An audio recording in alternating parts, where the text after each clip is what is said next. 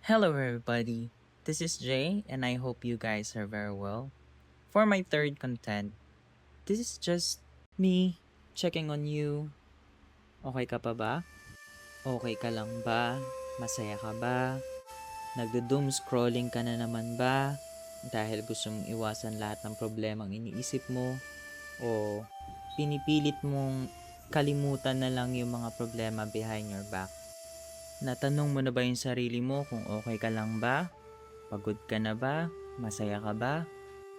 Minsan kasi sa sobrang busy natin sa buhay, hindi na natin inaalala yung sarili natin. Minsan dahil sa responsibilidad, natatapunan na yung happiness natin. At minsan, nakakulong na lang tayo sa mundo na hindi naman natin pinili. Paano kung sabihin ko sa'yo na kaya mo naman talaga? Sa ngayon, wala ka lang choice. Sa ngayon, pinangunahan ka lang na doubts and fear. Normal lang matakot. Normal lang na mag-doubt.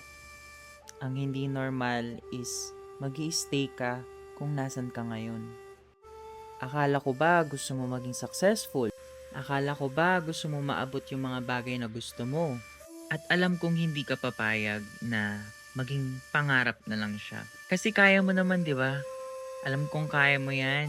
Kaya natin yan. Kahit paunti-unti, kahit mahirap, basta hindi tayo susuko, makukuha rin natin yung mga bagay na gusto natin. Basta gusto ko isipin mo na nandyan na yung mga pangarap mo at hinihintay ka na lang niya. Isipin mo na yung mga nararanasan mo ngayon ay magiging big lesson para makuha mo yung mga bagay na gusto mo at magbago yung buhay mo. Promise mo sa akin na itutuloy mo yung laban at i-promise mo sa akin na sasabihin mo sa sarili mo na hindi lang ako hanggang dito. At i-promise mo sa akin na gagawa ka ng paraan para mabago yung estado ng buhay mo, babaguhin mo yung mga bagay na sa tingin mo nakakaapekto at hindi nakakatulong sa peace of mind mo. Bad habits, mga bisyo at kung ano-ano pa man na ginagawa mo ngayon. Promise me na mas magiging productive ka at hahanap ka ng paraan para mabago yung buhay mo. While I'm telling you this, I'm also telling it to myself because I know I'm not perfect but I also believe na kung iisipin natin na nandyan na yung mga bagay na hinihintay natin, mangyayari siya.